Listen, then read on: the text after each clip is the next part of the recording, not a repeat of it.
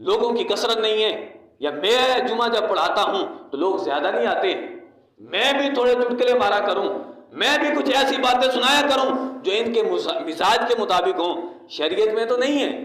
لیکن لوگوں کے مزاج کی خاطر شریعت کو تبدیل کر دیا۔ تو فرمایا کہ ایسے لوگ جب آئیں گے قرآن کو پڑھیں گے لوگوں کے سامنے، تو فرمایا کہ خاص طور پر خبردار اے گروہ مسلمین، اے مسلمانوں، ان لوگوں سے بچنا، کیونکہ جو کچھ وہ تمہارے لیے گھڑے گا قرآن کے خلاف، سنت کے خلاف، تو فرمایا کہ وہ سراسر گمراہی ہوگی۔ لہذا آج ہم سب کے لیے لازم ہے کہ قرآن کو سمجھیں اور قرآن کے ہر حکم پر عمل بجا لائیں، اور پھر ساتھ ساتھ یہ ہے کہ قرآن کو خود سمجھنے کی کوشش کریں، اور قرآن بھی ان سے سمجھیں کہ جن کو صحیح سمجھ ہے، نہ کہ